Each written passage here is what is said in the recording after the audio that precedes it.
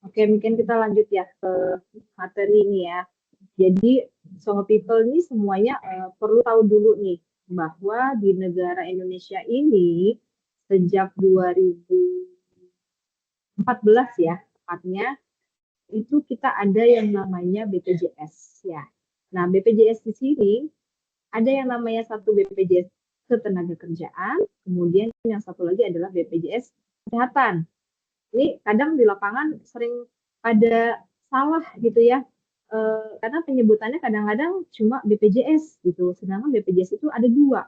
Yang pertama BPJS Ketenagakerjaan ini yang bertransformasi dari sebelumnya adalah jam sostek ya, jaminan sosial ketenagakerjaan, kemudian yang satu lagi adalah BPJS Kesehatan. BPJS Kesehatan ini bertransformasi yang sebelumnya bernama PT Askes ya. Jadi kalau untuk BPJS Ketenagakerjaan ini perlindungannya untuk seluruh pekerja di Indonesia, sedangkan BPJS Kesehatan ini perlindungan kesehatan untuk seluruh masyarakat Indonesia. Jadi bayi baru lahir pun itu sudah bisa dilindungi di BPJS Kesehatan. Ya, jadi ini yang perlu diketahui dulu ya, soal people ya. Nah, di kami di BPJS Ketenagakerjaan sendiri kita sebenarnya punya beberapa segmen peserta, Bapak Ibu ya, soal people. Jadi kalau mungkin sekarang soal people ini karena memang bekerja di suatu perusahaan, di badan usaha, ini masuk dalam kategorinya sebagai penerima upah.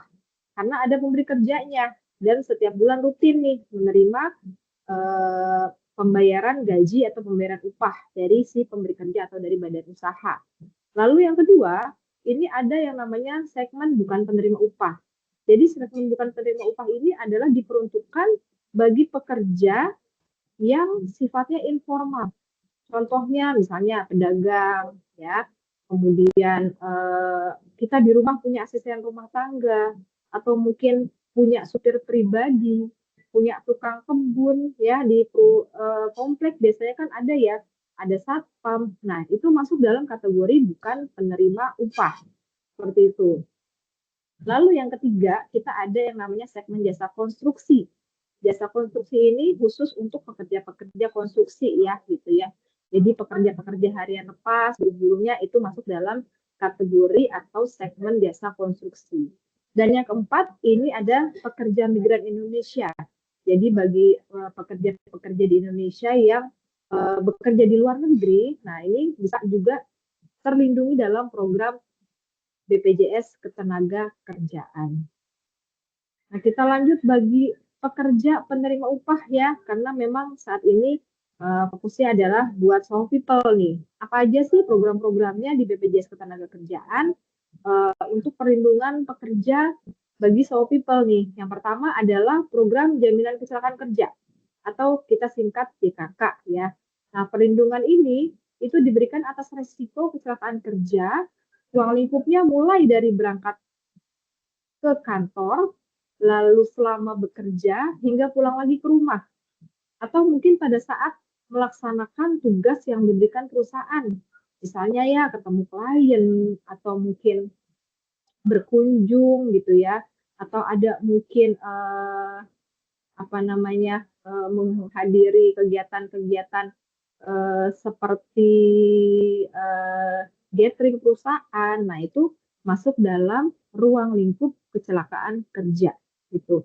Jadi ketika terjadi resiko kekerasan fisik gitu ya, nah atau apa namanya benturan gitu, kalau kita sebutnya adalah ruda paksa itu masuk dalam ruang lingkup kecelakaan kerja. Manfaatnya apa saja sih kalau terjadi risiko kecelakaan kerja ini? Yang pertama adalah perawatan sesuai dengan kebutuhan medis ya. Nah, untuk perawatan atau pengobatan di luar medis, misalnya contoh pengobatan alternatif, ini tidak di-cover oleh BPJS Ketenagakerjaan. Kemudian ada yang namanya santunan sementara tidak bekerja atau kita singkat STMB. Nah, apabila dalam 12 bulan pertama pekerja ini tidak bisa melaksanakan tugasnya atau dia tidak bisa bekerja, ya, sesuai dengan surat keterangan dari dokter yang merawat, maka ada yang namanya penggantian upah selama maksimum 12 bulan pertama itu besarannya 100% dari upah atau gaji yang dilaporkan ke BPJS Ketenagakerjaan.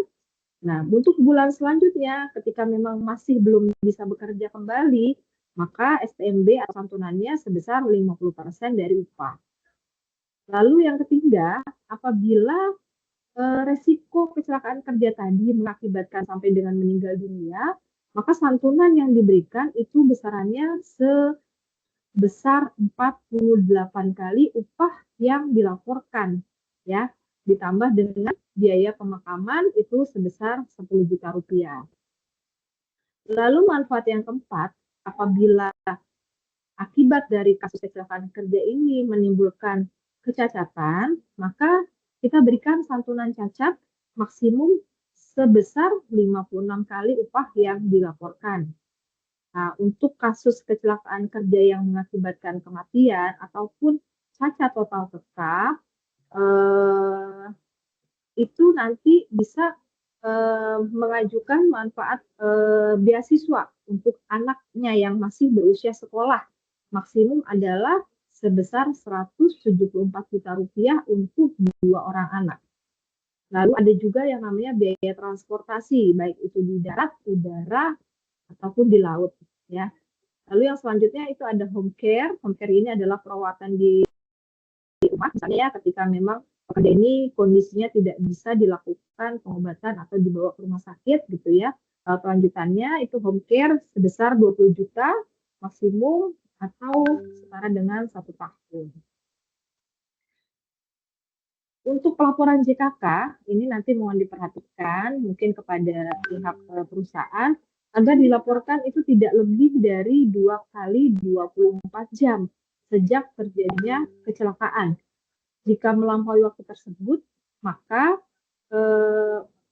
perusahaan wajib melakukan penjaminan terlebih dahulu terhadap kasus kecelakaan kerjanya tadi. Nah, ini tadi yang saya sampaikan ya. Jadi untuk kasus kecelakaan kerja, karena kita sudah bekerja sama dengan rumah sakit ya, kita sebutnya adalah PLKK, Pusat Layanan Kecelakaan Kerja. Jadi yang perlu dilakukan pada saat terjadi risiko kecelakaan kerja adalah pihak perusahaan itu melaporkan ke BPJS Ketenagakerjaan. Mungkin saat ini sudah ada yang namanya sistem informasi pelaporan peserta online.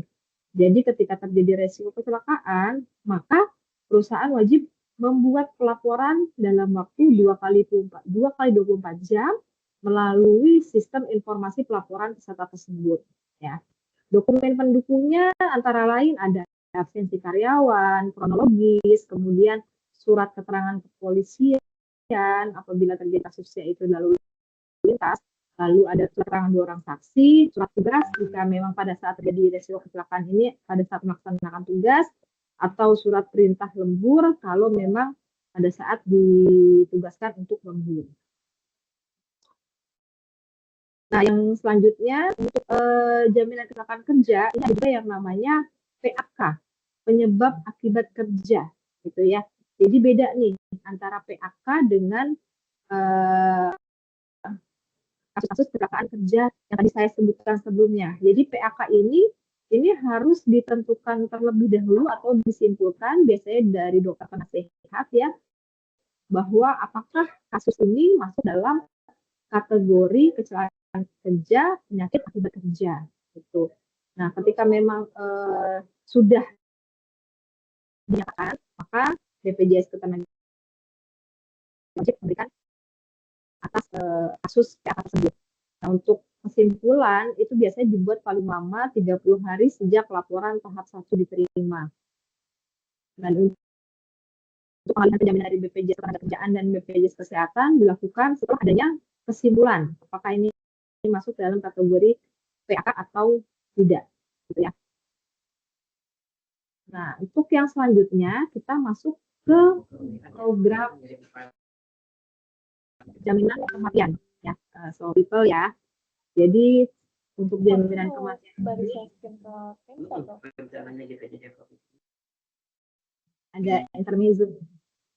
Untuk jaminan kematian sendiri ini adalah berupa manfaat uang tunai yang diberikan kepada ahli ahli waris ketika peserta mengalami resiko meninggal dunia di luar akibat kecelakaan kerja. Kalau yang tadi saya sampaikan sebelumnya, tidak ada santunan kematian. Manfaatnya 48 kali gaji atau 48 kali upah, tapi itu akibat hubungan kerja. Nah, yang di program kematian sini, ini yang kejadiannya tidak ada hubungan dengan pekerjaan. Misalnya, karena sakit atau terjadi resiko kecelakaan tetapi di luar jam kerja gitu ya, atau misalnya pada saat hari libur. Nah, ada santunan yang diberikan oleh BPJS Ketenagakerjaan kepada ahli waris sebesar totalnya 42 juta rupiah. Dengan rincian ada santunan kematian 20 juta, santunan berkala 12 juta, di mana untuk santunan berkala ini juga tetap kami bayarkan sekaligus ya. Lalu yang ketiga ada biaya pemakaman, itu besarnya 10 juta. Jadi kalau di total ini angkanya ada di 42 juta rupiah. Lalu selain manfaat atau santunan 42 juta rupiah tadi, ada yang namanya manfaat beasiswa. Sama dengan yang program sebelumnya. Ya, tetapi untuk beasiswa di sini itu ada persyaratan atau ketentuan bahwa kepesertaannya sekurang-kurangnya sudah mencapai 3 tahun kepesertaan. Oke, kita lanjut. Untuk manfaat beasiswanya sendiri itu kami berikan mulai dari tingkat taman kanak-kanak atau prasekolah gitu ya, atau usia dini biasanya sebenarnya. Itu maksimum kita berikan selama 2 tahun. Untuk 1 tahunnya itu sebesar 1,5 juta.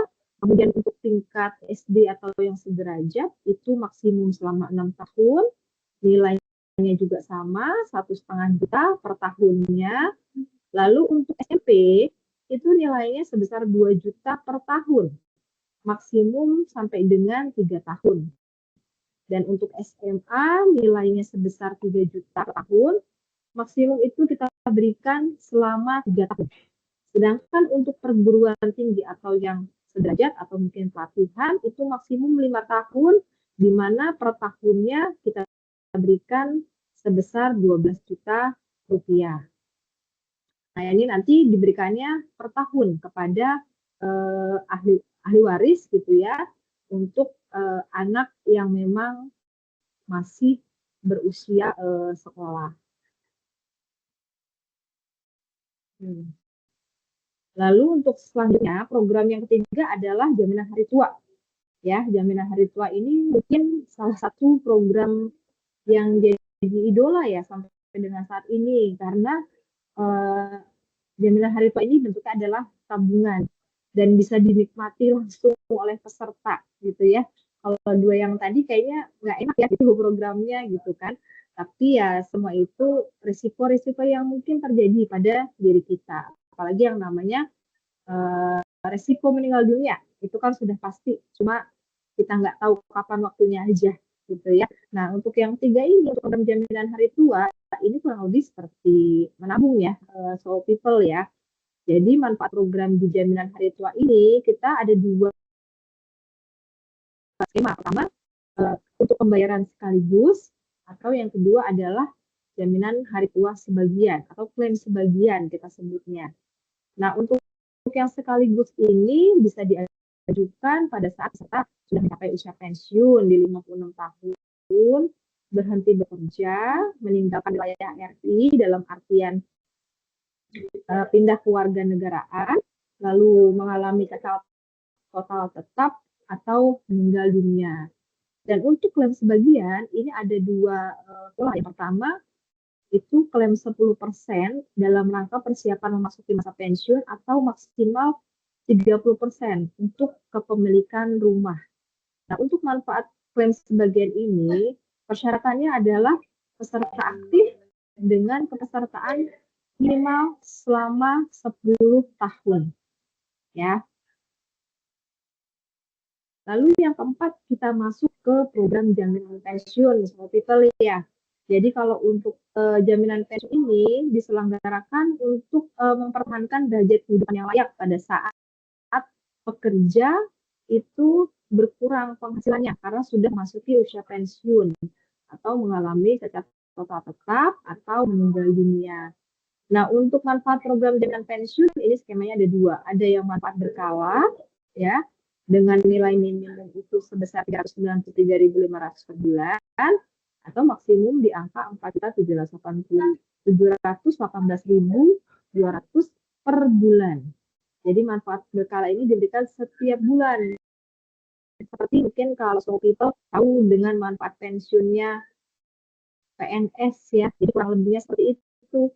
Karena program jaminan pensiun ini memang dirancang atau diselenggarakan supaya seluruh pekerja tidak hanya PNS itu juga mendapatkan manfaat jaminan pensiun ya. Lalu yang kedua ini skemanya adalah manfaat sekaligus. Manfaat sekaligus ini dibayarkan secara lamsam atau secara sekaligus beserta tingkat pengembaliannya atau pengembangannya pada saat si peserta sudah memasuki usia pensiun. Nah, untuk tahun ini itu usia pensiun ada di angka 59 tahun ya, so people. Jadi ketika ada pekerja yang memang sudah memasuki usia pensiun, walaupun dia masih bekerja, dia sudah bisa atau sudah boleh mengajukan manfaat jaminan pensiun.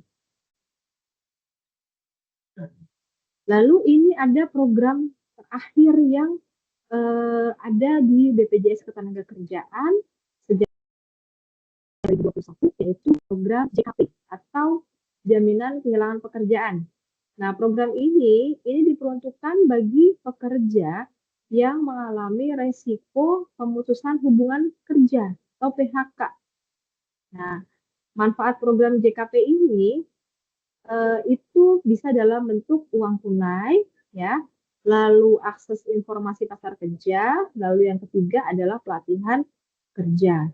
Nah, untuk program JKP ini tidak menambah iuran yang dibayarkan baik oleh perusahaan maupun peserta. Karena program ini merupakan iuran yang direkomposisi dari program JKK dan JKM dan juga iuran yang bersumber dari APBN, gitu ya. Nah, untuk manfaat JKP ini itu bisa didapat paling lama selama 6 bulan, maksimum sebesar 60% dari upah, ya. Nah, untuk kepesertaannya sendiri, persyaratannya yang pertama adalah WNI, kemudian pada saat pendaftaran belum mencapai usia 54 tahun, lalu mempunyai hubungan kerja dengan perusahaan, baik itu PKWT maupun PKWTT. Oleh karena itu, saya juga tekankan kepada perusahaan untuk selalu mengupdate ya status PKWT ataupun PKWT karyawan. Jadi ketika misalnya tadinya dari karyawan kontrak kemudian sudah diangkat, mohon untuk segera dilakukan pengupdatean. Karena nanti efeknya kalau terjadi resiko PHK, nah ini bisa berpengaruh ya. Lalu untuk syarat selanjutnya, peserta yang bisa terdaftar dalam program JKP ini adalah yang sudah ikut dalam 5 program jaminan sosial, baik itu di BPJS Ketenagakerjaan maupun di BPJS Kesehatan, bagi perusahaan yang berskala menengah dan besar. Tapi bagi peserta perusahaan skala kecil atau mikro, dia sudah wajib 4 program, baik itu di BPJS Ketenagakerjaan dan BPJS Kesehatan. Kemudian ini untuk alur pelaporan kecelakaan kerja ya. Jadi tadi seperti yang sudah saya sampaikan ya, so people, untuk kasus kecelakaan kerja kita berharap jika terjadi hal tersebut untuk menggunakan fasilitas rumah sakit yang sudah bekerja sama atau kita sebut PLKK. Kenapa? Karena kalau terjadi resiko kecelakaan, kemudian menggunakan rumah sakitnya di luar fasilitas PLKK, pastinya so people harus memberikan uang jaminan terlebih dahulu atau deposito biasanya. Sedangkan kalau sudah menggunakan PLKK, ini nanti perusahaan tinggal melakukan pelaporan aja tadi 2 kali 24 jam lalu SIPP, sehingga BPJS Ketenagakerjaan bisa melakukan penjaminan terhadap peserta yang mengalami resiko kecelakaan kerja. Lalu untuk yang kedua, perawatan ya, dan kelengkapan berkas. Biasanya nanti itu juga sama ketika sudah menggunakan rumah sakit PLKK, tinggal disubmit tuh di rumah sakit. Begitu juga sampai dengan pengobatan lanjutannya. Misalnya masih ada kontrol atau rawat jalan, ini juga sama, tetap menggunakan PLKK. Lalu terakhir hasilnya, apakah pekerja sudah bisa kembali lagi bekerja, sembuh gitu ya, atau hasil akhirnya tadi ada kecacatan kah, atau meninggal dunia. Nah ini pihak perusahaan wajib melaporkan tahap 2-nya ke pihak rumah sakit atau PLKK. Ini dokumen untuk pengajuan klaim jaminan kematian ya. Pertama ada kartu peserta pastinya, kemudian fotokopi KTP tenaga kerjanya, ahli warisnya, kartu keluarga, surat kematian dari rumah sakit dan dari kantor kelurahan kecamatan biasanya, atau mungkin kalau sudah ada akte kematiannya juga, lalu surat keterangan ahli waris dari pihak kecamatan atau notaris atau pengadilan, lalu selanjutnya ini fotokopi buku rekening ahli waris, lalu ada pengisian formulir, dan ada akte kelahiran jika ahli warisnya ini adalah orang tua atau anak dari tenaga kerja ya. Baik, selanjutnya ini untuk syarat klaim jaminan hari tua ya. Mungkin saya juga informasikan kembali bagi Soul People nih, mungkin ada yang belum tahu nih bahwa sekarang untuk pengajuan klaim JHT ini kita sudah tidak bisa lagi yang namanya melakukan antrian manual. Jadi datang ke kantor BPJS Ketenagakerjaan untuk meminta antrian. Nah itu udah nggak bisa ya Soul People, karena seluruh proses pengajuan klaim itu semua sudah dilakukan secara online. Jadi kalaupun Soul People mau mengajukan klaim jaminan hari tuanya datang ke kantor cabang, ya sebelum datang ke kantor cabang, Soul People harus melakukan yang namanya booking antrian terlebih dahulu supaya dapat dipastikan Soul People datang ke kantor BPJS Ketenagakerjaan yang dituju itu sudah mendapatkan kuota untuk di hari tersebut gitu ya. Kalau selama ini kan mungkin kalau Soul People tahu ya, dulu-dulu itu kalau antrian mengular di kantor BPJS Ketenagakerjaan gitu ya, dari subuh sudah antri, begitu sudah antri belum tentu dapat nomor antrian karena sudah full gitu ya. Nah, itu sekarang sudah tidak terjadi lagi yang seperti itu, karena kita juga berharap peserta-peserta BPJS Ketenagakerjaan yang datang ke kantor kami itu juga nyaman gitu. Datang sudah pasti ini akan dapat pelayanan di hari itu. Sehingga untuk booking antrian pun juga dilakukan melalui lapakasik.bpjsketenagakerjaan.go.id atau lewat website ya. Nah, ini untuk persyaratan klaim kurang lebihnya masih sama aja seperti yang sebelumnya ya, yaitu ada KTP, kartu peserta gitu ya. Kemudian kalau memang sudah mencapai usia pensiun biasanya juga ada surat keterangannya gitu ya. Atau kalau misalnya memang berhenti bekerjanya karena habis kontrak, itu juga biasanya kan suka dilampirin ya surat kontraknya gitu ya. Dan untuk pengajuan jaminan hari tua yang bisa langsung dicairkan tanpa menunggu ada masa tunggu adalah yang mengalami usia mencapai usia pensiun 56 tahun, kemudian cacat total tetap atau meninggal dunia.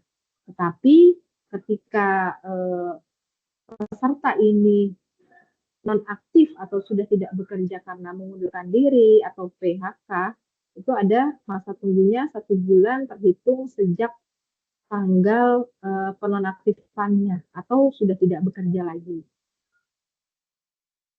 Oke, ini untuk syarat klaim jaminan pensiun kurang lebihnya sama dengan jaminan hari tua ya. Cuma untuk program jaminan pensiun ini tadi sudah saya sampaikan itu ditetapkan tahun ini adalah di 59 tahun ya. Nah, ini untuk alur atau kriteria penerima manfaat JKP. Jadi yang pertama pastinya pekerja yang mengalami PHK gitu ya. Yang mengalami PHK itu juga termasuk pekerja atau karyawan PKWT yang diputus hubungan kerjanya sebelum masa kontraknya selesai ya. Itu juga masuk dalam kategori PHK ya. So people ya, bukan cuma pemutusan hubungan kerja karena kesepakatan bersama atau PHI seperti itu. Jadi untuk yang putus di tengah kontrak pun itu masuk dalam kategori PHK ya. Nah, yang bukan penerima manfaat ya pastinya yang di luar kategori tadi yang saya sampaikan. Nah, untuk manfaat JKP ini akan hilang atau hangus ketika pekerja sudah lebih dari 6 bulan mengajukannya. Jadi mohon dapat dipastikan, ya jangan sampai sih ya, so people ya, ini nggak enak nih soalnya walaupun dapat manfaat nih gitu ya, karena harus kondisinya ter-PHK dulu gitu ya. Tapi mungkin nanti teman-teman di luar sana yang mungkin so people kenal gitu ya, ketika terjadi resiko PHK terhadap mereka, mungkin juga bisa diinformasikan bahwa pengajuan ini jangan sampai melebihi dari 6 bulan. Dan atau ketika mereka sudah mendapatkan pekerjaan kembali, maka manfaat JKP-nya ini pun juga akan hilang. Begitu juga kalau terjadi resiko meninggal dunia, maka manfaat JKP-nya juga akan hilang. Nah, untuk pengajuan manfaat JKP, yang perlu saya informasikan bahwa pengajuan JKP ini bukan di kantor BPJS Ketenagakerjaan ya, so people. Jadi pengajuan manfaat JKP ini melalui akun Siap Kerja yang so people bisa akses melalui website Kemnaker ya. Jadi bukan ke BPJS Ketenagakerjaan kalau untuk program JKP. Nah, untuk persyaratannya sendiri untuk pengajuan manfaat JKP yang pertama adalah peserta ini sudah menjadi peserta BPJS Ketenagakerjaan itu sekurang-kurangnya selama 24 bulan. Dan dalam 24 bulan tersebut, 12 bulan diantaranya sudah menjadi peserta program JKP. Karena JKP ini kan baru ada sejak 2021. Ya. Nah, kalau di sekarang 2026 pasti ya sudah lewat ya, sudah lebih kalau dari 2021. Kemudian tadi periode pengajuannya adalah maksimum 6 bulan sejak dinyatakan atau ter-PHK. Kemudian untuk syarat pengajuannya juga harus adanya komitmen untuk bekerja kembali dan bukti PHK. Nah, untuk bukti PHK ini yang pertama, bukti diterimanya PHK oleh pekerja adalah atau tanda laporan PHK dari Disnaker. Jadi bagi perusahaan ya, ketika terjadi PHK, mohon segera untuk melapor ke Dinas Tenaga Kerja setempat atau mungkin melalui LKP biasanya. Nanti setelah itu perusahaan akan mendapatkan bukti penerimaan laporan atau dokumen PHK. Karena nanti dokumen itu juga harus diberikan kepada karyawan untuk proses masing-masing peserta melakukan pengajuan manfaat JKP di akun Siap Kerja ya, seperti itu. Jadi perusahaan nggak boleh nih lama-lama melaporkan kalau terjadi PHK karena khawatirnya adalah keburu expired waktunya tadi ya, yang 6 bulan tadi. Lalu kalau PHK-nya ini karena perjanjian bersama, itu juga harus ada bukti pendukungnya. Dan mungkin kalau masuk dalam kategori ke PHI, itu juga harus ada petikan atau putusan PHI yang telah mempunyai kekuatan hukum yang tetap. Oke, ini kalau dari sisi iuran ya, jadi dari kelima program yang sudah dijelaskan tadi, untuk proporsi yang dibebankan ke karyawan itu sebenarnya hanya di program jaminan hari tua dan jaminan pensiun ya, so people. Jadi kalau untuk jaminan hari tua itu 2%-nya dibayar oleh pekerja, 3,7%-nya itu pemberi kerja. Lalu untuk jaminan pensiun 1%-nya itu dibayar oleh pekerja, 2%-nya itu dibayar oleh pemberi kerja. Jadi tetap secara proporsinya perusahaan yang lebih besar ya, so people ya. Oke, lalu selanjutnya kita ke aplikasi JMO. Nah, di sini so people sudah semuakah mendownload dan join atau punya akun Jam Sostek Mobile atau JMO, karena di Jam Sostek Mobile ini bukan cuma sekedar melihat saldo ya Soho People, di sana banyak fitur-fitur lain yang Soho People bisa lihat ya. Salah satunya selain tadi saldo, Soho People juga bisa melakukan pengkinian data. Jadi pengkinian data ini juga fungsinya adalah nanti di tahap akhirnya adalah pada saat Soho People mengajukan klaim JHT seperti itu ya. Karena untuk data itu wajib yang sudah valid ya. Jangan sampai nanti pada saat sudah tidak bekerja baru ketahuan nih ada data-datanya yang tidak valid gitu ya. Karena pada saat so people menginstal aplikasi JMO kemudian mendaftar akun, nah itu nanti bisa ketahuan tuh kalau ada data yang nggak valid ya. Jadi sesegera mungkin bisa diketahui. Termasuk di sini juga ada fitur untuk yang namanya co-marketing nih so people. Jadi kalau misalnya ada promo-promo apa sih gitu ya yang bekerja sama dengan BPJS Ketenagakerjaan, nah itu so people bisa cek di fitur co-marketing ya. Nah ini mungkin sekilas. Tadi rencananya kita mau juga join dengan pihak perbankan, tapi karena ada satu dan lain hal, jadi belum bisa join ya untuk manfaat layanan tambahan. Mungkin next kalau memang diperlukan kita lakukan sosialisasi kembali secara lengkap untuk manfaat layanan tambahan. Jadi untuk manfaat layanan tambahan ini, so people, ini terkait dengan fasilitas pembiayaan perumahan pekerja ya. Nah, di sini ada beberapa manfaat. Ini dasar hukumnya, kita skip aja. Nah, di sini untuk manfaat layanan tambahan itu ada yang namanya kredit kepemilikan rumah ya. Lalu ada juga pinjaman uang muka perumahan, pinjaman renovasi perumahan, dan yang terakhir adalah kredit konstruksi. Jadi kalau perusahaan-perusahaan yang bergerak di jasa konstruksi bisa nih mengajukan pinjaman melalui manfaat layanan tambahan ini.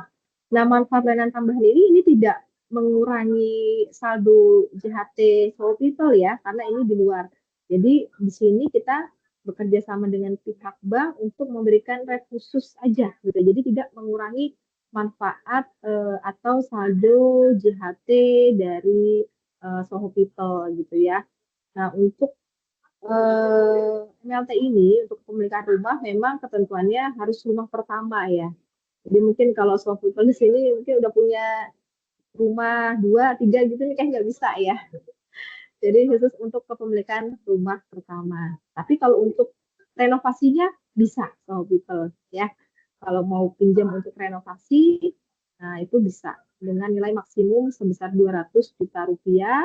Tenornya itu ada di 15 tahun maksimumnya, boleh rumah susun atau rumah tapak ya, itu bisa. Nanti kalau untuk detailnya, kalau memang ada yang perlu ditanyakan secara detail, mungkin nanti kita juga bisa tadi undang dari pihak perbankan.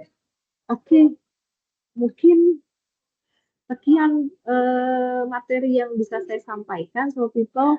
Semoga bisa memberikan pencerahan gitu ya, bisa refresh lagi nih terkait program di BPJS Ketenagakerjaan. Baik, terima kasih saya ucapkan, saya kembalikan ke Budian.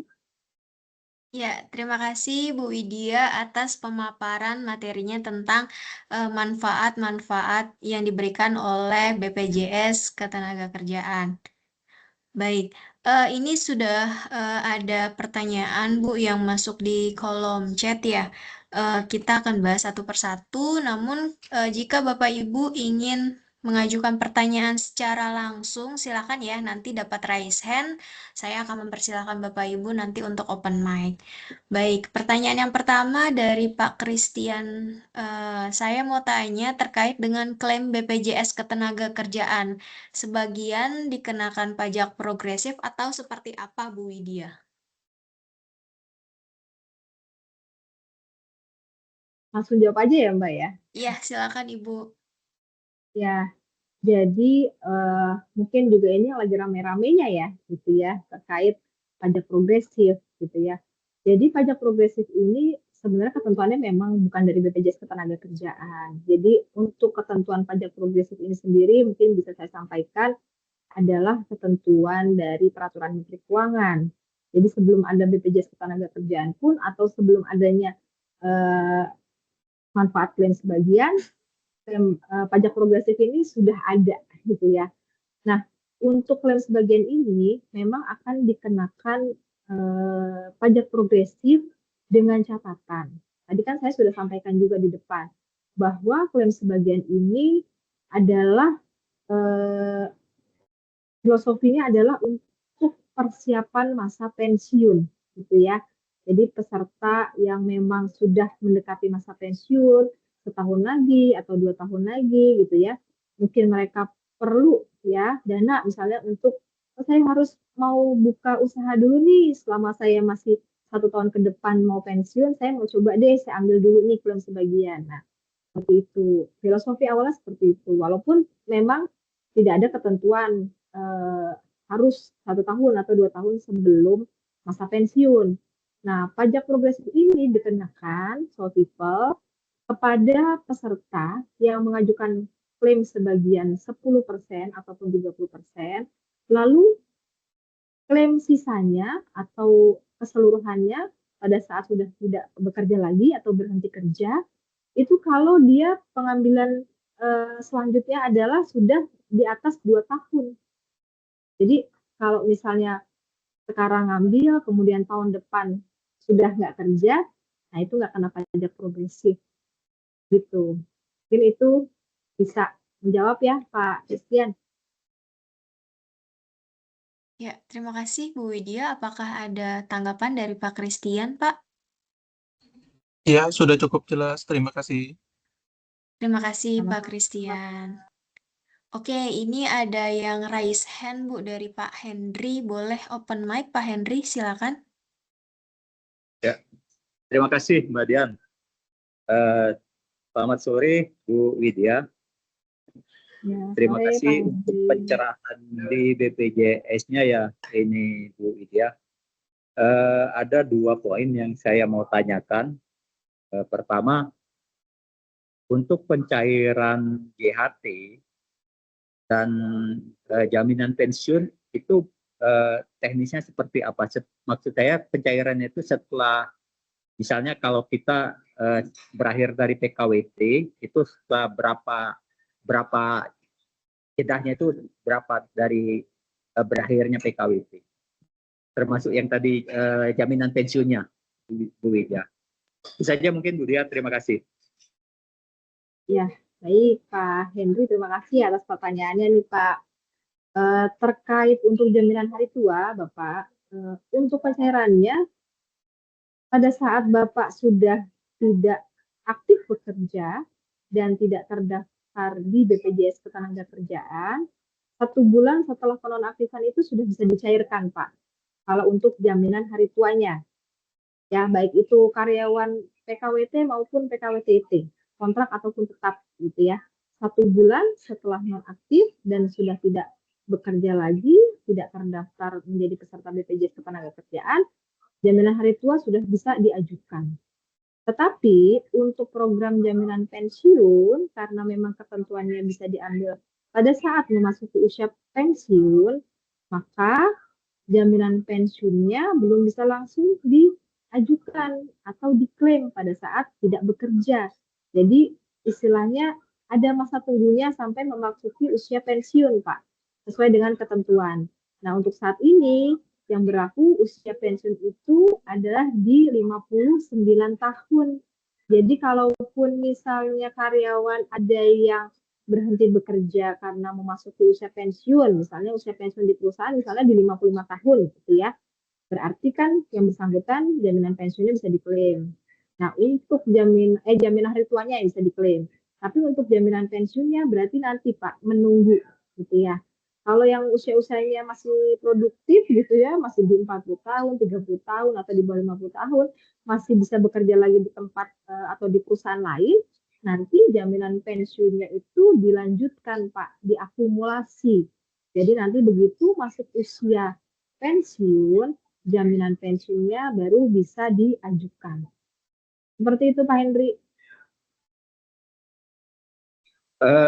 Maaf, terima kasih Bu Widya. Ya, Jadi tadi kalau benar. misalnya contoh kalau di kita di Suhu Group kan usia pensiun itu 55 tahun. Oke. Nah, jadi untuk jaminan pensiunnya berarti kita menunggu usia 59 tahun ya. Nah, sesuai dengan ketentuan peraturan pemerintah, Pak, kalau untuk program jaminan pensiun. Kalau untuk pensiun di perusahaan kan tergantung dari PKB-nya antara perusahaan dengan karyawan ya ketentuannya. Ya. Tetapi untuk program jaminan pensiun yang ada di BPJS Ketenagakerjaan mengikuti ketentuan di peraturan pemerintah, Pak. Itu mengacu di bulan lahir atau mengacu di tahun, Ibu? Bulan dan tanggal, Pak. Karena jaminan pensiun biasanya dia diajukannya 1 bulan setelah memasuki usia pensiun. Ya, misal contoh 50 usia pensiunnya kan 59 tahunnya itu kan berarti mengacu di tanggal pensiun atau di ujung tahunnya? Enggak Pak, di bulannya aja. Jadi kalau misalnya nih usia di bulan lahir usia ya? Iya betul, 1 bulan setelahnya, nah itu bisa diajukan program manfaat jaminan pensiunnya. Oke. Terima kasih Bu Widya. Ya, Terima kasih sama-sama Pak Hendri. Ya, terima kasih Pak Henry atas pertanyaannya. Kita lanjut ke pertanyaan yang ada di kolom chat dari Ibu Eva. Pertama, misalnya untuk kematian syarat dokumen apa yang harus dibawa Bu oleh ahli waris atau anak agar bisa diklaim. Dan yang kedua, klaim pencairan BPJS Tenaga Kerja, misalnya ada dokumen paklaring ya Bu ya, namun tidak ada dari perusahaan sebelumnya dan perusahaan tersebut udah tutup Bu. Apakah harus tetap ada paklaring tersebut atau bagaimana Bu agar bisa diklaim oleh ahli waris? Oke. Mungkin itu dulu Bu.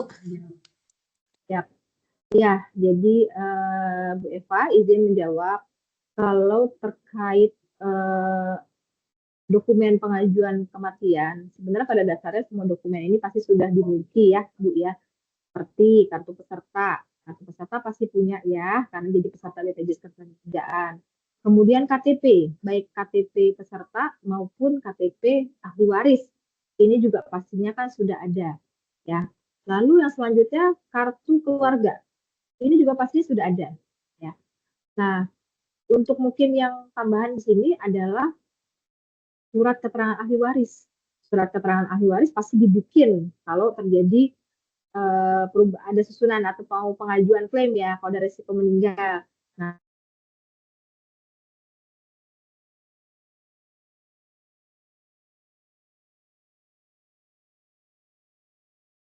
Hilang Bu suaranya. Ya, halo Bu Widya, sepertinya ada gangguan sinyal ya Bu Widya.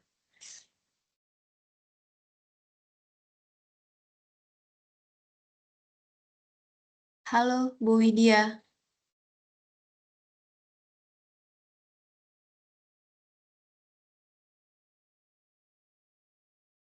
Oke, sebentar saya coba telepon Bu Widya ya, oke.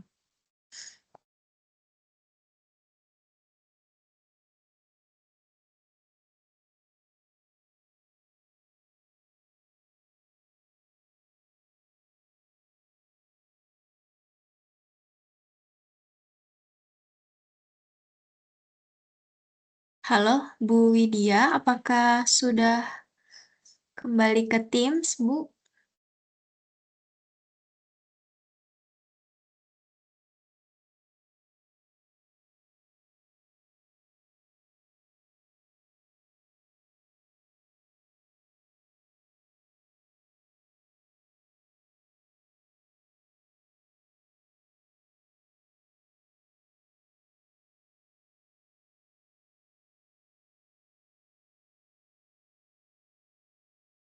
halo Mbak, kok aku ke Halo, iya Bu Widya, silakan Bu. ya kok tahu-tahu aku ke lockout. Atau mungkin kameranya boleh ditutup aja Bu, biar jaringannya stabil Bu. Oh, oke. Oke, ya kita lanjut ya tadi Ya, pertanyaannya Bu Eva. silakan Jadi, Ibu. jadi seperti itu Bu untuk dokumen atau persyaratan klaim. KTP, KK, surat kartu peserta, kemudian surat keterangan ahli waris ya, lalu akte kematian, rekening ahli waris. Karena pencairannya nanti kita tidak ada lagi yang namanya pencairan tunai. Jadi semua ditransfer ke rekening ahli waris. Nah, kalau misalnya yang meninggal ini sudah statusnya menikah, berarti ada surat atau buku nikahnya. Ya. Lalu ketika ini nanti ke orang tuanya ada akte kelahiran si pesertanya. Begitu pula kalau misalnya ahli warisnya anaknya, itu juga dilampirkan dengan akte anaknya. Seperti itu Bu Eva. Kalau terkait dokumennya. Lalu kalau misalnya tadi pertanyaan paklaring ya, paklaring ini memang sekarang sudah tidak jadi mandatori ya Bu ya. Kalau misalnya Ibu cek di website pun di situ tidak ada. Cuma memang paklaring ini terkadang diperlukan kalau memang ada hal-hal yang perlu kami konfirmasi gitu ya. Jadi memang ada.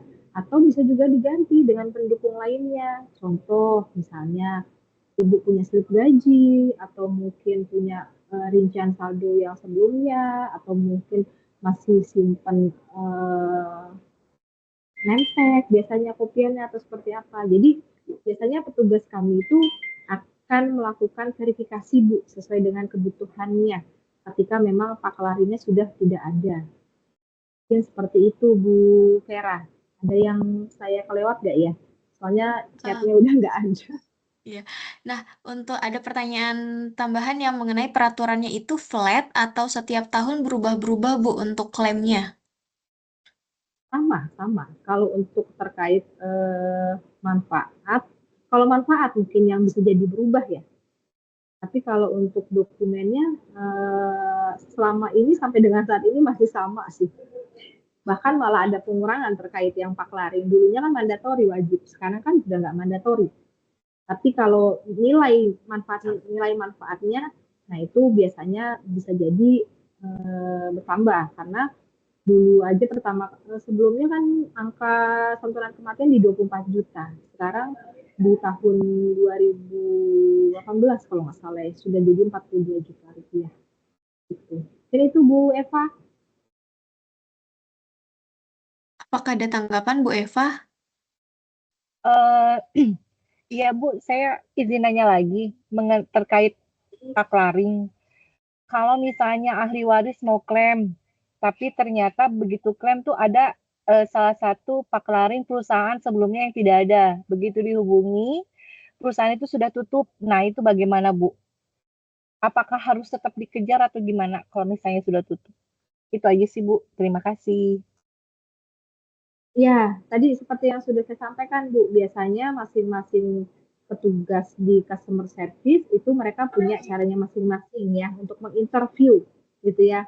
Karena kan bukan apa-apa ya, kita kan harus memastikan bahwa pengajuan klaim ini dilakukan oleh orang yang tepat ya. Kan kita juga nggak mau dana kita tiba-tiba berpindah tangan ya Bu ya. Jadi memang biasanya ketika ada dokumen-dokumen yang memang tidak ada, biasanya petugas di frontliner itu akan melakukan verifikasi melalui interview seperti itu Bu.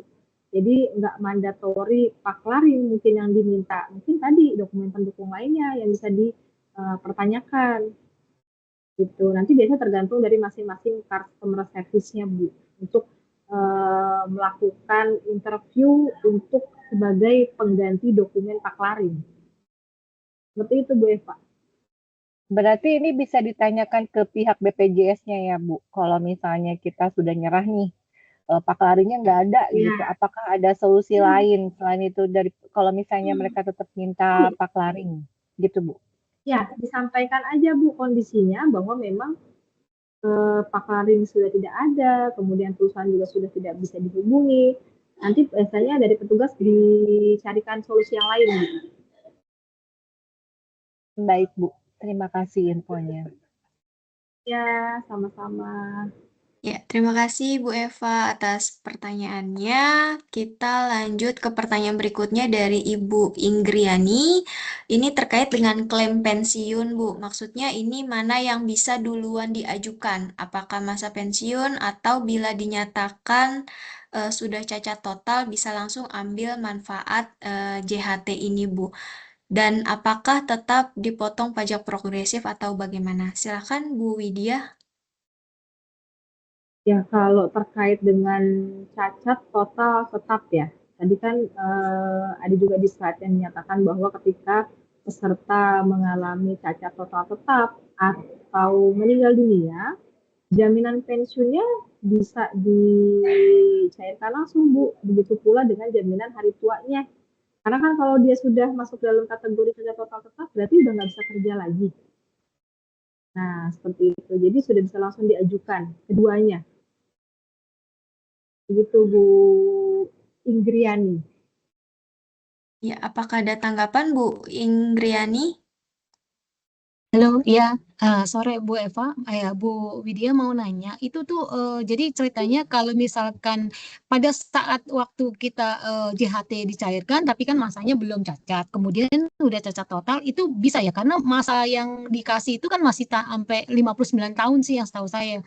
Nah itu apakah bisa kita ajuin ulang atau gimana dari BPJS ya, yang waktu saya ke sana? Kalau jaminan pensiunnya bisa langsung diajukan, Bu, kalau memang mengalami resiko cacat total tetap. Nggak menunggu Oh. 59 tahun, Bu. Oh, karena waktu itu sempat saya ajukan, tapi ternyata terkait karena waktu itu masih belum usia, jadi dia bilang nanti 59. Makanya itu saya perlu tanyakan. Terus yang kedua, apakah saya tetap harus ke sana ke kantor BPJS atau tetap via website yang seperti tadi Ibu bilang kan nggak harus ke sana ya, takutnya tidak dilayani kalau tidak ada nomor antrian gitu sih Bu.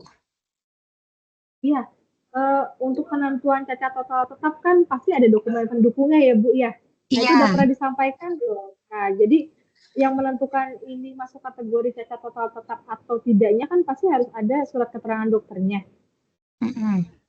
Nah, Dan itu terkait dengan disampaikan di situ aja, Bu. kan di JMO kan juga udah ada ya keterangannya ya biasanya ya, atau JKN itu kan ada tuh dia biasanya ada notis oh bahwa ini disabilitas atau apa kayak gitu, itu sebetulnya bisa ya Bu ya? Ya, yang jelas pasti kalau udah masuk dalam kategori cacat total tetap, jaminan pensiunnya udah bisa diajuin, Bu.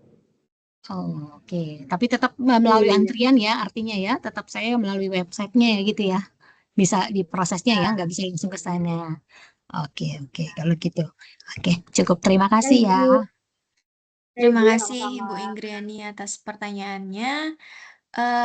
Ini lanjut lagi ada pertanyaan dari Pak Christian juga Bu. Syarat dokumen pencairan tidak lengkap, misalnya keterangan waris Bu. Nah, apakah anak atau istri atau suami dapat memprosesnya atau bagaimana Bu ketika keterangan warisnya tidak ada Bu? Ya, dokumen untuk kasus atau klaim jaminan kematian yang saya sampaikan tadi itu mutlak harus ada. Karena untuk menentukan ahli waris siapa itu kalau nggak ada surat keterangan ahli waris, bagaimana Pak gitu? Karena secara ketentuan, secara hukum yang berlaku, penentuan ahli waris itu kan sudah ada urut-urutannya. Kami kan juga menghindari terjadinya perselisihan. Kalau tidak ada dokumen surat keterangan ahli waris, kita juga nggak bisa membayarkan ke siapa nih gitu. Jadi tetap harus ada Pak dokumen keterangan ahli waris. Itu Pak Christian. Maaf Bu, misalkan ya Iya, gimana Pak?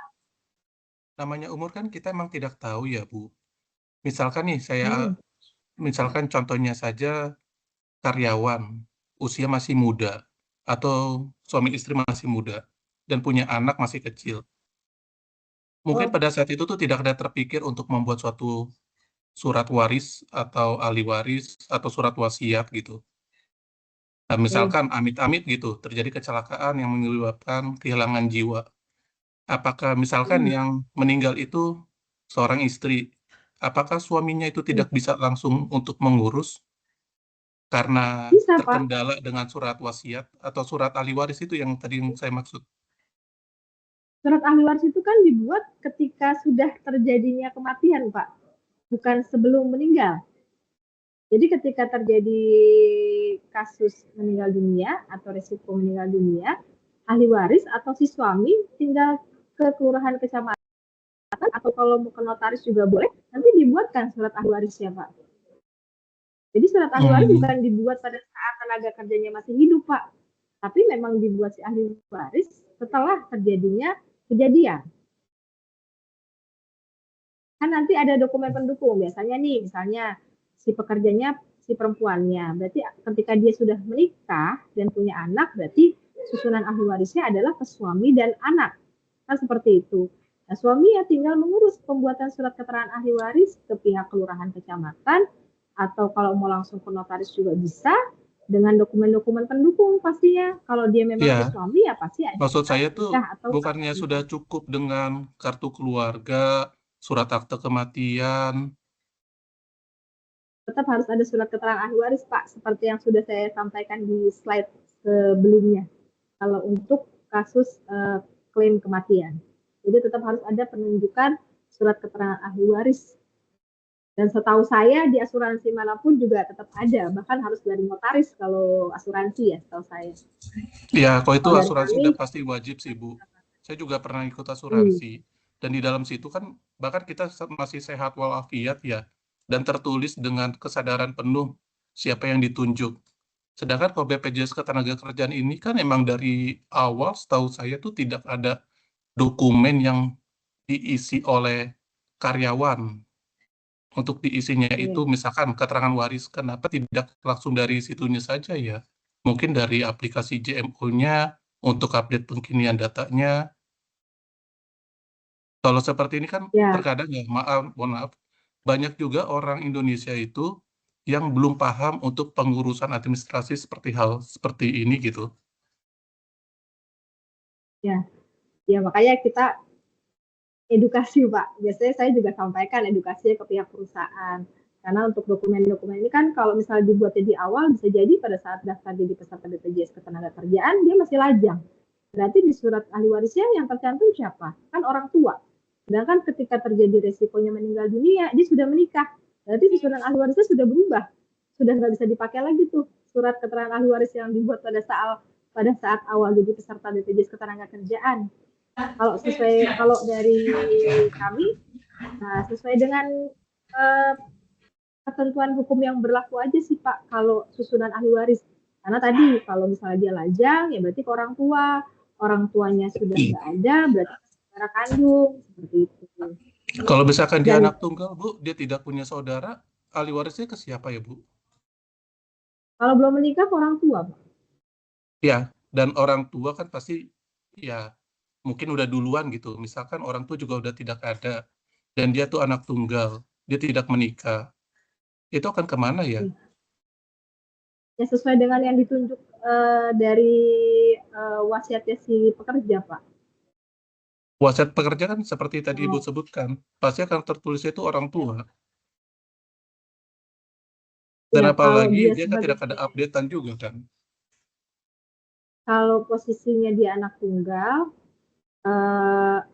biasanya nanti ada pendukung lainnya sih, Pak, yang disusun. Bisa juga misalnya dari keluarga, dari orang tuanya, seperti itu. Dan itu menjadi kalau sama sekali tidak ada ditentukan gitu ya kembalinya ke negara, Pak. Yang jelas bukan di BPJS Ketenagakerjaan dananya, betul. Berarti negara yang menyimpan uang karyawan ya? Betul kan, ada lembaganya, Pak. Ada lembaga tersendiri yang biasanya memang menyimpan dana kelolaan yang memang tidak ada penunjukan sama sekali. Tapi ya memang sih kondisi kayak gini sama saya bekerja belum ada sih ya, Pak, belum pernah ada kayak gini, karena pasti ketika terjadi resiko walaupun dia anak tunggal pasti akan ada tuh saudaranya yang datang ke kantor. Ya takutnya dipergunakan oleh pihak yang tidak berkepentingan sih, Bu, yang menyalahgunakan. Ya, nanti pasti kita akan ada yang namanya pengecekan, Pak. Jadi nggak mungkin langsung semerta-merta kita ada pengajuan terus kita langsung bayar. Kan kita punya regulasi. Pasti nanti akan ada yang namanya regulasi. Jadi langsung begitu ada pengajuan langsung dibayar tuh enggak. Dokumen pasti harus sesuai dengan ketentuan hukum yang berlaku. Seperti itu sih, Pak. Ya, gimana Pak Christian? Masih ada yang belum? Ya, saya sudah cukup tahu poinnya sih, Bu. Terima kasih. Terima kasih Ya, Pak Bapak. Christian. Baik Bu, kita lanjut ke pertanyaan berikutnya ya. Ini dari Ibu Ratna. Bila ada perusahaan yang ingin mendaftarkan karyawannya di BPJS ini, syarat dari perusahaan yang harus dipenuhi apa saja? Mungkin boleh diperjelas pertanyaannya Bu Ratna, silakan open mic. Halo, siang. Ya, Halo. siang Bu.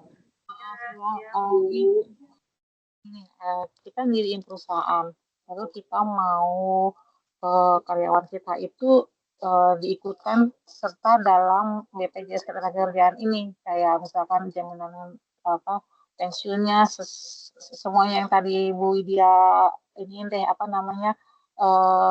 jelaskan. Nah itu si perusahaannya itu harus isi form atau ke kantor BPJS atau bagaimana gitu loh. Terima kasih. Oke. Bu, punten Bu, gimana tadi Bu? Maksudnya kalau mau daftarin untuk yang Karyawan kita. Jadi kita punya perasaan nih Bu. Kita punya karyawan kan? Ibu punya perusahaan gitu ya maksudnya. Ibu yang punya perusahaan, lalu ada karyawan bekerja di situ gitu, terus Ibu ingin karyawan Ibu mendapatkan perlindungan jaminan sosial, gitu maksudnya ya? Iya. Ya. Ibu bisa datang ke kantor BPJS Ketenagakerjaan terdekat, boleh. Atau boleh kontak ke saya juga boleh. Nanti saya informasikan untuk lebih detail formulir-formulir apa aja yang perlu disampaikan. Yang pasti kalau dokumen pendukungnya pasti harus ada NIB-nya, Bu. Sekarang kan pasti kalau bikin perusahaan pasti ada NIB-nya ya, Bu, nomor izin berusaha. Kemudian ada NPWP badan usahanya atau perusahaannya, dan data pemilik perusahaan. Atau mungkin kalau ada direkturnya berarti direkturnya. Begitu, Bu. Nanti kalau misalkan ini saya bisa ya Bu minta nomor kontaknya ya Bu ya. Boleh, nanti boleh kontak saya minta di Budian aja. Kalau memang ada yang lain yang mau ditanyakan. Bu.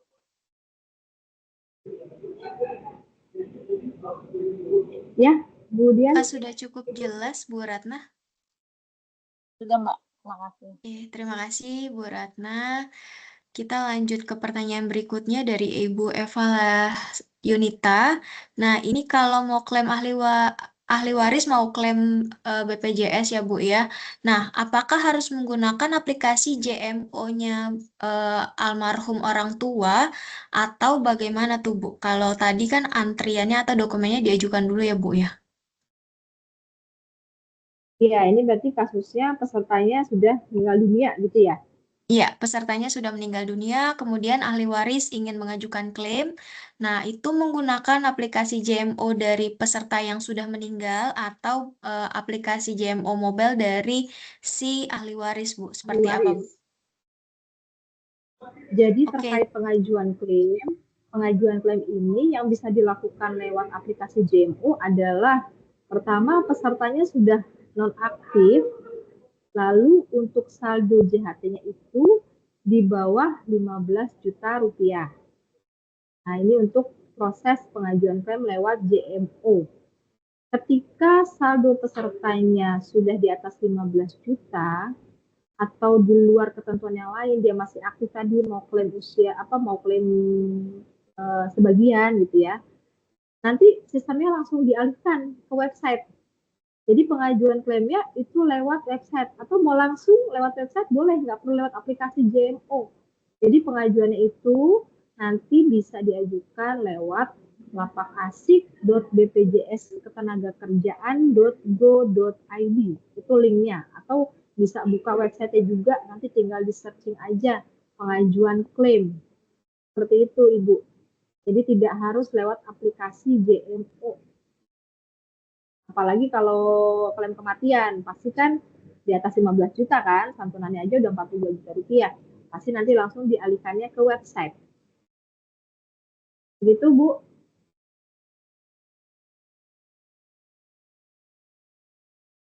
Oke, Bu. Terima kasih. Oke, Sama-sama, terima Ibu. kasih Bu Eva. Kita lanjut Bu Widya dengan pertanyaan berikutnya dari Pak Titus. Ini jadi Pak Titus tuh baru bekerja pertama kali tahun 2016, Bu. Nah, namun ketika Pak Titus cek saldo BPJS, dia ada 2 perusahaan. Perusahaan pertama tahun 2013. Padahal di tahun tersebut Pak Titusnya masih kuliah. Dan yang kedua adalah perusahaan yang memang dia tempat bekerjanya. Nah, itu bagaimana ya, Bu? Apakah nanti ketika pencairan ada kendala atau seperti apa, Bu, harus penanganannya? Ya, memang terkadang ada juga kasus ya di beberapa yang pernah saya temuin tuh, kadang ada orang yang dia itu tidak merasa bekerja di perusahaan karena memang perusahaannya itu tidak sama sekali menginformasikan bahwa ternyata didaftarin gitu ya, walaupun cuma sebulan. Ada yang kasusnya seperti itu. Kalau memang kondisinya Pak Titus di sini memang merasa tidak pernah bekerja sama sekali di perusahaan itu, setelah dicek pun memang ternyata tidak pernah gitu ya, atau tadi ternyata saya kayak di sini kuliah sambil magang ternyata didaftarin gitu kan, mungkin gitu kan, itu bisa terjadi. Nah, tapi untuk memastikannya Bapak, silakan nanti Bapak booking antrian aja melalui lapak asik tadi. Nanti Bapak buat antrian untuk pengaduan atau informasi. Karena kan harus diproses di customer service ya pengecekannya, jadi tidak bisa melalui online. Nanti silakan ketika sudah dapat nomor antriannya dan tanggal berapa, Bapak bisa datang ke kantor BPJS Ketenagakerjaan mana saja yang Bapak nanti pilih, gitu ya. Yang pastinya memang harus clear dulu nih Pak, karena nanti pada saat Bapak memang sudah tidak bekerja lagi dimanapun, terus mau melakukan pengajuan klaim, ya pastinya itu jadi akan menghambat gitu ya, karena ada data yang masih nyangkut, istilahnya seperti itu. Jadi memang saran saya baik di cross check dan diselesaikan dari sekarang gitu. Jadi tinggal pilih antriannya untuk pengajuan atau untuk informasi Pak. Gitu. Jadi bukan untuk klaim ya. Itu sih Mbak Dian mungkin. Ya, terima kasih Bu Widya. Jadi Pak Titus datang aja ke kantor BPJS Tenaga Kerja terdekat ya, Bu ya? Ya, baik. Kita lanjut ke pertanyaan berikutnya. Masih ada 4 pertanyaan. Bu Widya, yang pertama, yang selanjutnya ada dengan Ibu Nazla dari tim Palembang ini, Bu. Jadi ada perbedaan penulisan nama orang tua yang dicantumkan di kartu keluarga. Nah, apakah nanti akan terkendala, Bu, ketika pencairan atau ada solusinya, Bu? Seperti apa? Ya, jadi ketika terjadi perbedaan data, mau dimanapun gitu ya, memang yang pasti harus diselesaikan dulu, harus dibetulin. Ya pastinya nanti terkendala pada saat klaim. Misalnya di kartu keluarganya ternyata yang salah, ya berarti kartu keluarganya yang harus diperbaiki. Ya, tapi ketika ternyata di kartu keluarganya sudah betul, tetapi di data BPJS Ketenagakerjaan yang salah, berarti ibu ke BPJS Ketenagakerjaan. Atau mungkin juga bisa dibantu dari pihak perusahaan, Bu. Jadi nanti Ibu laporkan aja ke pihak perusahaan. Nanti perusahaan yang melakukan proses atau pengajuan update datanya. Jadi Ibu tinggal lampirkan aja KTP, kartu, dan kartu keluarganya. Nanti dari perusahaan biasanya akan ada tambahan surat pengantarnya untuk perbaikan datanya.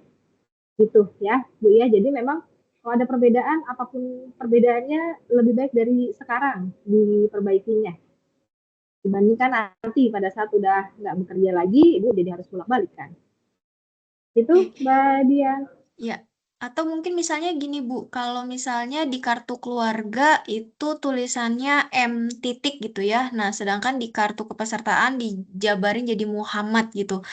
Namun belakangnya tetap sama. Apakah itu tetap harus disamakan atau bisa menggunakan surat keterangan dari Dukcapil bahwa kedua nama tersebut adalah satu orang yang sama, Bu?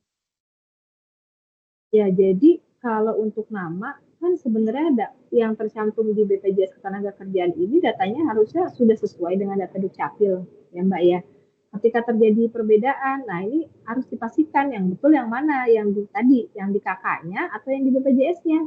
Kalau memang ternyata sesuai akte, misalnya yang betul yang di BPJS, ya berarti KK-nya yang harus diperbaiki. Karena kalau dari kami, secara otomatis dia biasanya langsung mengadop dari data Dukcapil. Tapi ketika terjadi perbedaan, nah itu harus disesuaikan. Biasanya ya kita sesuaikan dengan data yang terdaftar di Dukcapil. Data yang terdaftar di Dukcapil harusnya sama dengan yang ada di kartu keluarga. Gitu. Jadi tetap harus diperbaiki. Jadi saran saya tetap diajukan aja perbaikannya, nanti kita sama-sama cek datanya. Oke, baik Bu Widya, terima kasih atas jawabannya. Kita lanjut ke pertanyaan berikutnya dari Ibu Maida. Ini terkait untuk semua manfaat jam sostek, waktu pencairannya biasanya berapa lama sampai diterima oleh tenaga kerja, Bu? Biasanya kendala apa saja yang dihadapi oleh tenaga kerja ketika ingin melakukan pencairan yang ada risiko ditolak oleh BPJS, Bu? Untuk pengajuan klaim, pastinya kalau data atau dokumennya sudah sesuai, itu harusnya bisa langsung. Kurang lebih biasanya 3-5 hari itu sudah masuk ke rekening ya, kalau untuk jaminan hari tua. Nah, kalau dokumennya lengkap, data di sistemnya juga sudah cocok, ya itu kan tinggal langsung proses aja. Terkadang yang bikin lama adalah ketika terjadi misalnya datanya beda atau dokumen-dokumen yang dibawa atau yang dilengkapi juga masih kurang. Nah, itu kan berarti memang belum bisa dianggap, belum bisa dihitung ya gitu ya berapa lamanya. Jadi dari dokumen lengkap biasanya kurang lebih 3-5 hari kerja itu sudah ditransfer sih ke rekening pesertanya. Gitu. Kalau kendalanya apa sih yang mengakibatkan itu ya tadi? Ketika ada data yang nggak sesuai atau dokumen yang tidak lengkap. Nah, itu pasti yang akan menghambat. Itu Ibu. Baik, terima kasih Bu Widya. Jadi pastikan dokumennya lengkap sesuai dengan ketentuan BPJS ya Bu ya, agar tidak tertolak oleh proses klaimnya. Baik, ini ada pertanyaan dari Ibu Nazla dan juga Ibu Nani dari Palembang dan Surabaya. Pertanyaannya sama, terkait dengan syarat pengajuan pinjaman untuk renovasi rumah Bu. Syaratnya apa aja? Kalau dari kami, itu yang penting kepesertaannya minimal sudah 1 tahun. 1 tahun masa kepesertaan BPJS Ketenagakerjaannya, lalu dari sisi perusahaan yang tertib pembayaran iurannya, ya, kemudian program yang diikutinya juga sudah lengkap. Cuma itu aja sih kalau dari BPJS Ketenagakerjaan. Selebihnya nanti biasanya dari pihak perbankan, karena kan untuk terkait pengajuan pinjaman-pinjaman ini kan harus lolos dari BI checking ya. Gitu. Jadi itu pastinya mengikuti ketentuan dari perbankan kalau untuk BI checkingnya. Tapi kalau dari kami sendiri ya tadi cukup kepesertaan minimal 1 tahun, perusahaan tertib iuran, program yang diikuti lengkap. Cuma itu aja kalau dari BPJS Ketenagakerjaan. Nah, untuk pengajuannya sendiri Bu yang seperti renovasi ataupun misalnya pengambilan KPR, itu pengajuan ke BPJS-nya melalui aplikasi, website atau bagaimana Bu? Bisa langsung ke bank, Mbak. Jadi untuk manfaat layanan tambahan, kita sekarang kerjasama dengan DJB dan BTN. Jadi dari salah satu bank itu tinggal langsung aja ke perbankan. Nanti biasanya perbankan yang akan mengajukan atau melakukan permintaan rekomendasi dari BPJS Ketenagakerjaan.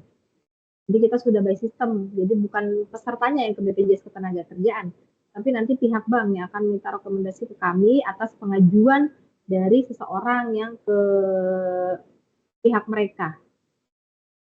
Begitu Mbak Dian.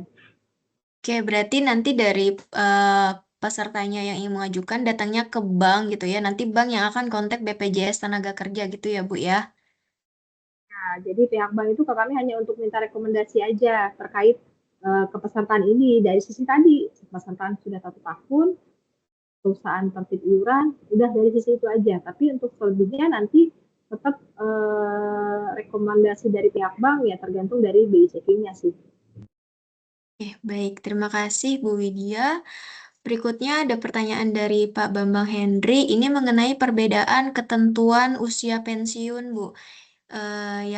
Yang dipakai oleh BPJS Tenaga Kerja itu ada perbedaan dengan yang perusahaan tetapkan. Nah, ini ada penjelasannya Kak, Bu?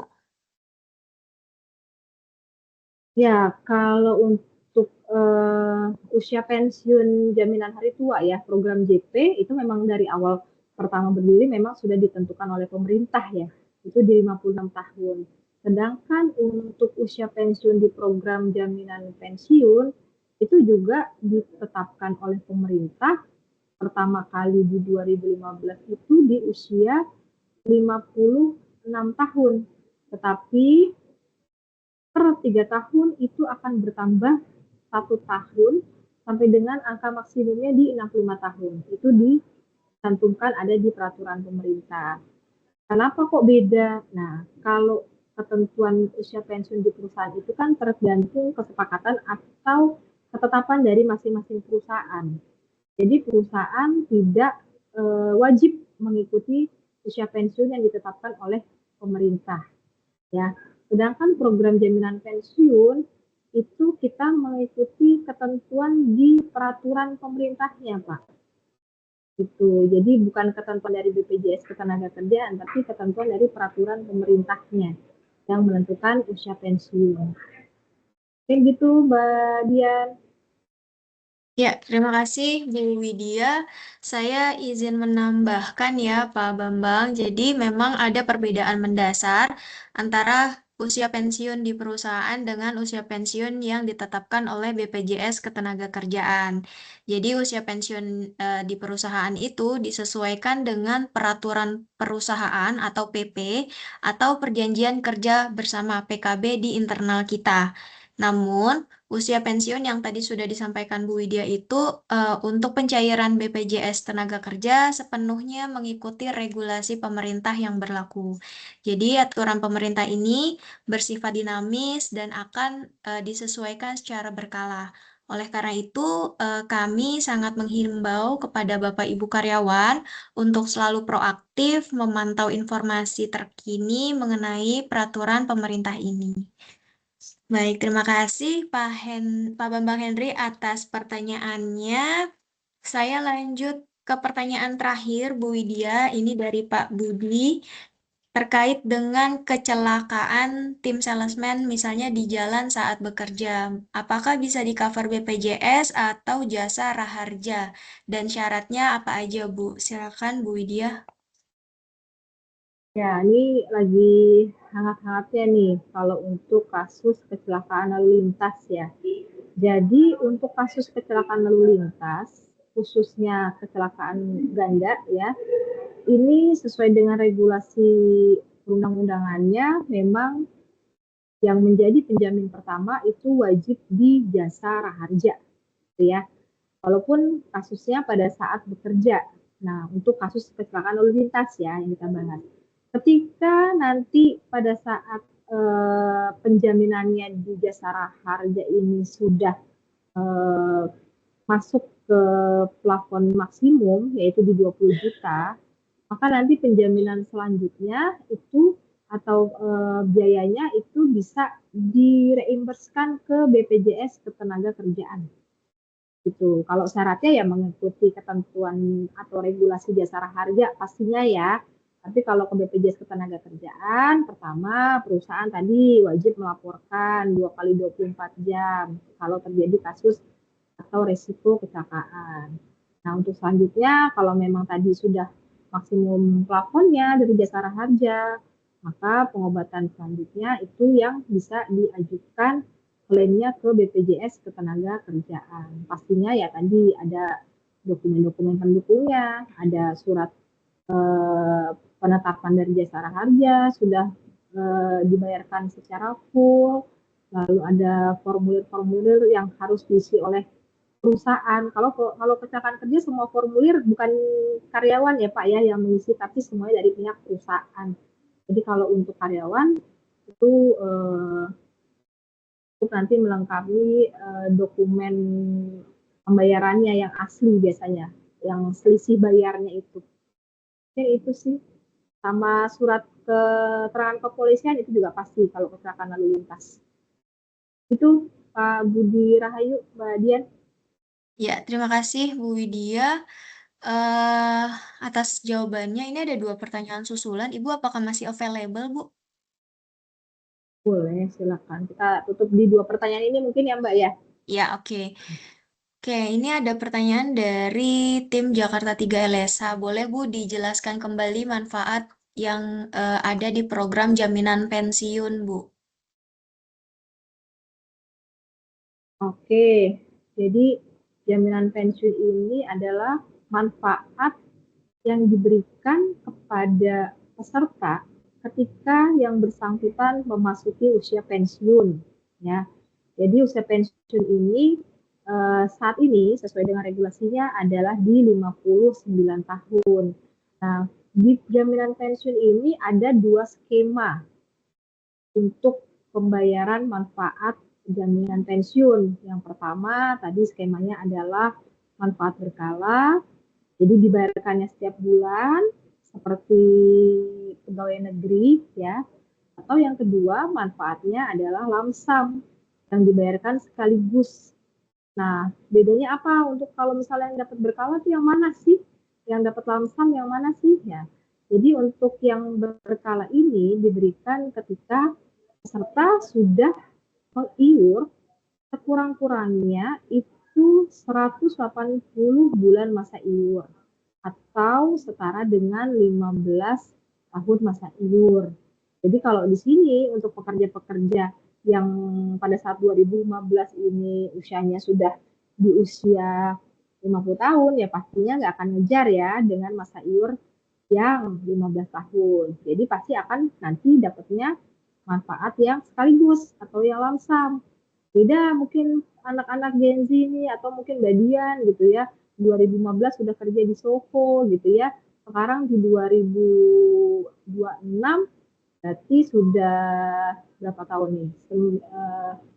11 tahun ya. Nah, itu kemungkinan besar untuk dapat jaminan pensiun yang manfaatnya berkala bisa didapatkan karena masa iurnya sudah mencukupi atau setara dengan 15 tahun atau 180 bulan masa iur. Gitu. Itu sih, Mbak. Ya, baik. Terima kasih Bu Widya. Nah, ini dengan Ibu Ratna. Boleh Bu, mungkin Ibu boleh open mic aja Bu, agar pertanyaannya lebih clear Bu. Sore Bu. Bu, aku tuh masih agak-agak rancu ya. Tadi kan waktu di Ibu presentasi dikasih taunya kalau dana pensiun itu bisa cair di umur 59, benar nggak Bu? Ya, di tahun ini di 59 tahun Bu ketentuannya. Aduh, halo? Dan bisa. Ya, ya Bu. Halo? Ya Ibu, saya masih dengar Bu Ayu Ratna.